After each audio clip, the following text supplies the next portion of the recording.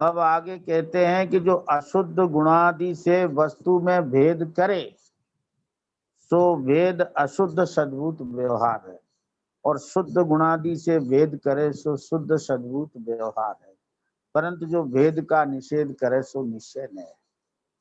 देखो, भेद करना इसका नाम सद्भूत व्यवहार है। अब वो भेद वो दो प्रकार का व्यवहार है सद्भूत, एक अशुद्ध सद्भूत और एक शुद्ध सद्भूत। तो जो अशुद्ध गुणादि से वस्तु का भेद करे उसे अशुद्ध सद्भूत व्यवहार कहते हैं। क्या? कि जीव अनादि से मिथ्या दृष्टि है, जीव अनादि से संसारी है, जीव अनादि से दुखी है, जीव अनादि से रागी है, जीव अनादि से मोही है, जीव अनादि से अज्ञानी है। क्या समझ? ये हो गया अशुद्ध सद्भूत व्यवहार, क्योंकि इसने अशुद्ध गुणादि से वस्तु में भेद किया है, और शुद्ध गुणादि से भेद करे। क्या समझ? थोड़ा एक मिस्टेक हो गई, मैं दोबारा से बोलता हूँ। क्या? कि जीव में राग देश है, जीव में मोह है, ये अशुद्ध सद्भूत व्यवहार हुआ। जीव रागी है, ये हो गया अशुद्ध निश्चय है। समझ गए ना? थोड़ा मेरे से गलती हो गई। जीव रागी है, जीव द्वेषी है, जीव मोही है, अज्ञानी है, ये हो गया अशुद्ध निश्चय। और जीव में राग देश है, जीव में मोह है, जीव में कसाय है, जीव दुखी है, जीव में दुख है, ये हो गया अशुद्ध सद्भूत व्यवहार। अब शुद्ध सद्भूत व्यवहार क्या है? कि जो शुद्ध गुणादि से भेद करे वो शुद्ध सद्भूत व्यवहार है। माने आत्मा में शुद्ध ज्ञान है, शुद्ध दर्शन है। क्या समझना? आत्मा में ऐसे अनंत गुण हैं जो निरंतर शुद्ध परिणमते हैं। ये शुद्ध सद्भूत व्यवहार हो गया। परंतु जो भेद का निषेध करे उसको निश्चय न कहते हैं। माने ये भेद डाला क्या कि आत्मा में राग है तो फिर कुछ और भी होगा उसमें, द्वेष है, मोह है, अज्ञान है, मिथ्यात है, कसाय है। क्या ख्याल में? तो ये हो गया भेद किया तो अशुद्ध सद्भूत व्यवहार। अब निश्चय कहता है कि नहीं, जीव रागी है, जीव मोही है, जीव अज्ञानी है, उसमें राग है ऐसा भेद नहीं करता। वो कहता है कि जीव रागी है, जीव अज्ञानी। इसी प्रकार शुद्ध सद्भूत व्यवहार का निषेध करता है निश्चय ने, तो कहता है कि आत्मा शुद्ध है, बुद्ध है, परमात्मा है, ध्यायक है। क्या समझना? तो ये हो गया शुद्ध निश्चय है। अब आगे चौथा कथन है द्रव्य स्वभाव प्रकाशक न चक्र गाथा 219 का विशेषार्थ। शुद्ध गुण और शुद्ध गुणी में, शुद्ध पर्याय और शुद्ध पर्यायी में भेद करने वाला शुद्ध सद्भूत व्यवहार है। जैसे जीव के केवल ज्ञानादि गुण है, इसे अनुपचरित सद्भूत व्यवहार ने भी कहते हैं। और अशुद्ध गुण और अशुद्ध गुणी में तथा अशुद्ध पर्याय और अशुद्ध पर्यायी में भेद करने वाला अशुद्ध सद्भूत व्यवहार न है, जैसे जीव के मत ज्ञानादि गुण हैं। इसे उपचार से सद्भूत व्यवहार ने भी कहते हैं, परंतु शुद्ध निश्चय न से न मत ज्ञानादि है न केवल ज्ञान है। आत्मा केवल केवली है। क्या ख्याल? देखो, शुद्ध गुण और शुद्ध गुणी में, शुद्ध गुण और शुद्ध द्रव्य, शुद्ध गुणी माने शुद्ध द्रव्य में भेद करना, यह अनुपचरित सद्भूत व्यवहार है। अनुपचरित को ही शुद्ध सद्भूत व्यवहार भी कहते हैं। शुद्ध पर्याय और शुद्ध पर्यायी में भेद करने वाला वह शुद्ध सद्भूत व्यवहार है। जैसे जीव केवल ज्ञान आदि गुण हैं, जीव के केवल ज्ञान, केवल दर्शन, ये जीव के गुण हैं। क्या समझना? जीव में जीवत्व शक्ति है, चिति शक्ति है, दृष्टि शक्ति है, ऐसा शक्ति भेद करना, धर्म भेद करना, क्या समझना, ये सब क्या है? ये शुद्ध सद्भूत व्यवहार है। इसे अनुपचरित सद्भूत व्यवहार नए भी कहते हैं। और अशुद्ध गुण, अब अशुद्ध सद्भूत व्यवहार बताते हैं। अशुद्ध गुण अशुद्ध गुणी में, माने अशुद्ध गुण, कुछ लोगों को ऐसा लगता है कि गुण अशुद्ध नहीं होते हैं। हम उसका भी ये प्रमाण दिखाते कि अशुद्ध गुण और अशुद्ध गुणी माने अशुद्ध द्रव्य, द्रव्य भी अशुद्ध होता है और गुण भी अशुद्ध होता है, पर देखने की एक नजर है। क्या समझना है? इस नजर को कहते हैं अशुद्ध नय, और जो शुद्ध देखता है उस नजर को कहते हैं शुद्ध नय। तो अशुद्ध गुण अशुद्ध गुणी में का अशुद्ध पर्याय और अशुद्ध पर्यायी में भेद करने वाला अशुद्ध सद्भूत व्यवहार में है। माने आत्मा के अशुद्ध गुण को और आत्मा को अशुद्ध, इनमें भेद करना, ये अशुद्ध सद्भूत व्यवहार है। उसी प्रकार अशुद्ध पर्याय और अशुद्ध पर्यायों का पिंड, द्रव्य में भेद करने वाला भी अशुद्ध सद्भूत व्यवहार में है। जैसे जीव के मति ज्ञानादि गुण हैं। क्या ख्याल? ये मति ज्ञानादि गुण हैं, इनको अशुद्ध गुण कहा है। क्यों? कि ये परावलंबन से पर सन्मुख प्रवृत्ति करते हैं। क्या ख्याल? इसलिए ये जीव के मति ज्ञानादि गुण हैं, इनको अशुद्ध गुण कहा और आत्मा को अशुद्ध कहा। इसे उपचरित सद्भूत व्यवहार ने भी कहते हैं। परंतु शुद्ध निश्चय न से न मति ज्ञान आदि है, न केवल ज्ञान है। क्या ख्याल? अब केवल ज्ञान का मतलब समझ गए ना? केवल ज्ञान का मतलब केवल जानना नहीं, वो केवल ज्ञान एक भेद है। 5 भेद ज्ञान के लिए ना, तो व्यवहार ने 5 प्रकार का भेद करता है। तो मति ज्ञान है, एक श्रुत ज्ञान है, एक अवधि ज्ञान है, एक मनय पर्याय ज्ञान है, एक केवल ज्ञान। ये भेद करता है। तो निश्चय न कहता है कि न मति ज्ञान है, न श्रुत ज्ञान है, न अवधि ज्ञान है, न मनय पर्याय ज्ञान है, न केवल ज्ञान है।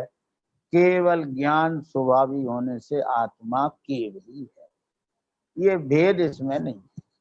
जैसे जो है 7वीं गाथा में कहा, न दर्शन है, न ज्ञान है, न चारित्र है। क्या समझ? एक अभेद ज्ञायक है। व्यवहार कहता है कि दर्शन है, ज्ञान है, चारित्र है। क्या ख्याल?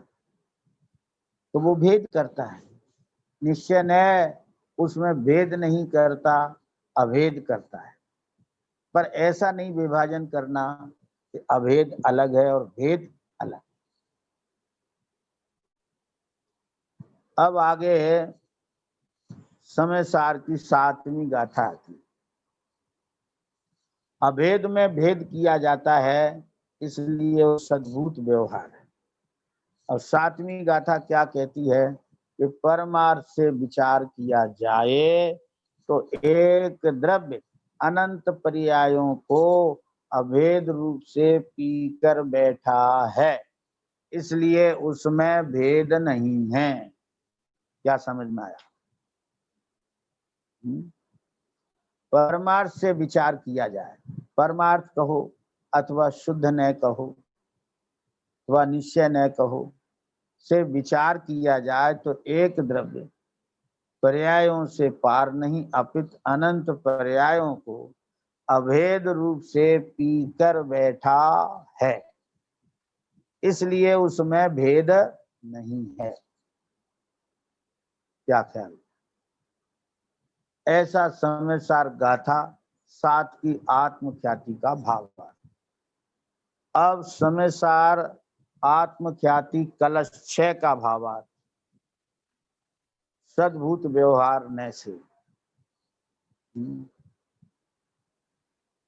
6वें कलश के भावार्थ में पंडित जयचंद जी छाबड़ा ने लिखा है, सर्व स्वाभाविक तथा नैमित्तिक अपनी अवस्था रूप गुण पर्याय भेदों में व्यापने वाला यह आत्मा शुद्ध न से एकत्व में निश्चित किया गया है। क्या कलमा? सर्व स्वाभाविक तथा नैमित्तिक अपनी अवस्था रूप, देखो सर्व स्वाभाविक जितनी भी अवस्थाएं हैं तथा नैमित्तिक जो विकारी अवस्थाएं जिन पर निमित्त का उदय है। क्या समझ? वे सब अवस्था किसकी? पंडित जयचंद जी छाबड़ा ने किसकी लिखी हैं? अपनी। उन अपनी अवस्था रूप गुण पर्याय भेदों में व्यापने वाला, माने उन गुण पर्याय भेदों में यह आत्मा व्याप्त है। उन अवस्थाओं को, उन गुण पर्यायों को देखना, ये तो सद्भूत व्यवहार है। अब उन गुण पर्याय भेदों में व्यापने वाला यह एक आत्मा शुद्ध न से एकत्व में निश्चित किया गया है। इनको एक देखना, इसका नाम निश्चय न है, शुद्ध न है। क्या समझ में? अब ये भेद करना वो व्यवहार है, और उसे अभेद देखना ये शुद्ध न है। आगे सुनो। मोक्ष मार्ग प्रकाशक जी पृष्ठ 252। शुद्ध सद्भूत व्यवहार न से, नहीं सद्भूत व्यवहार न से पंडित टोडरमल जी ने क्या लिखा है? अभेद वस्तु में भेद उत्पन्न करके ज्ञान दर्शनादि गुण पर्याय रूप जीव के विशेष भेद किए, तब जानने वाला जीव है, देखने वाला जीव। अभेद आत्मा में ज्ञान दर्शनादि भेद किए तो उन्हें भेद रूप नहीं मान लेना, क्योंकि भेद तो समझाने के अर्थ किए हैं। निश्चय से आत्मा अभेद ही है, उस ही को जीव वस्तु मानना।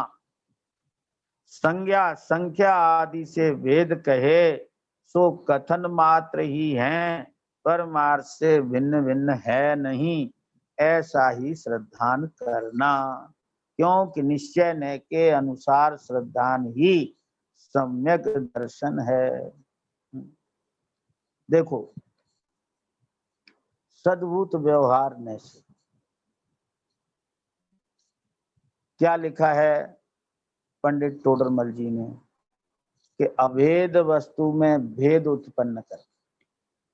समझ में आया ना? माने अभेद अलग और भेद अलग ऐसा नहीं, अभेद में भेद उत्पन्न करके ज्ञान दर्शन आदि गुण हैं, ज्ञान दर्शन आदि अनंत गुण हैं और उनकी पर्याय हैं। ये सब जीव के विशेष भेद किए, क्या समझ में आए? उसको कहते हैं व्यवहार नय। तब भेद करके क्या कहा गया कि जानने वाला जीव है और देखने वाला जीव है। क्या समझ में? दो प्रकार का हुआ। अरे दो प्रकार का लिखा है, ऐसे अनंत प्रकार का हो जाएगा। श्रद्धा करने वाला जीव है, चारित्र करने वाला जीव है?